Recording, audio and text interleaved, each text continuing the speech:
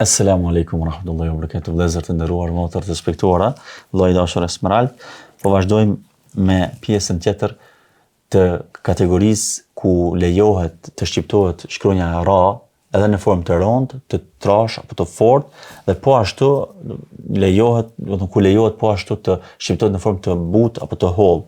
Këtu jam përmend disa shembuj nga Kurani famullar dhe do t'i përmendim tash me lejen e Allahut Azza wa Jall. Në tri raste kryesore, ka mundësi të thuhet ashtu apo ashtu. Të dy format janë të lejueshme. Është e lejueshme lejohet, në dy forma kur para ras, që është në formë të fjalës, vjen një germ që bën depresion drejt pjesës së lartë të nofullës, që është e rëndë, për shembull shkronja sa apo ta e kështu me radhë. Dhe para kësaj germës është një kesra, është me kesra, që është me i, me zanorin i. Si për shembull Misr. Misr. Misr. Si për shembull Bimisra. Bimisra. Apo El-Qitr. El-Qitr. El-Qitr. Në këtë shembull që e pam, ishte para ras, ishte një germ e rëndë, apo një germ që bën presion drejt pjesës së lartë të nofullës. Dhe para ras, është një kesra. Aty më herët e patëm në fund rajën, para e patëm germën e rëndë, apo germën e lartë, po e quajmë, kushtimisht, ndërsa këtu e kemi tash, germën e fortë e kemi në fund, pas rajës, në fund. Si për shembull, firqin. Firqin. Firqin. Këtu mundesh edhe në formë të butë me shqiptu. Firqin, apo firqin.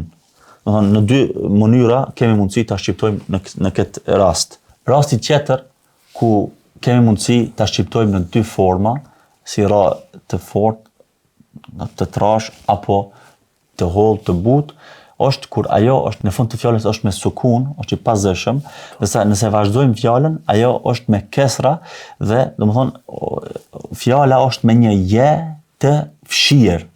Në bazë ka pas një je, por se është fshi. Pasi që kur po vazhdojmë. Sikur se për shembull Yesri. Yesri. Nudhuri. Nudhuri. Tu për shembull në pas rajës, ka qenë një je e fshirë, që është fshi, edhe këtu kemi mundësi të shqiptojmë në dy metoda, në dy forma, ra të fortë apo ra të butë. Nudhuri. Nudhuri. Yesri. Yesri. Edhe këto shembuj që vijnë nga Kurani famullar, këto ishin pra disa raste, disa detaje. Këtu për shembull keni mundësi t'i marrni vetëm mend, ato kryesorët ku duhet do mos t'i shqiptoni në formë të trash apo të fortë, si për shembull të ra, të fetha, të damme, edhe ato shembuj që përmendëm më herët. Dhe është mirë që të kujdeseni, sidomos te kesra, që ta bëni në formë të hollë, si rizqa, për shembull që e përmendëm më herët, dhe shembuj tjerë. Këto formët e fundit, këto nuk gaboni në çfarë do forme e shqiptoni apo e lexoni, nuk gaboni. Prandaj është me rëndësi që ato shembuj më herët që kemi përmend, që janë të trasha, të forta apo të buta, të holla, t'i marrni mend mirë.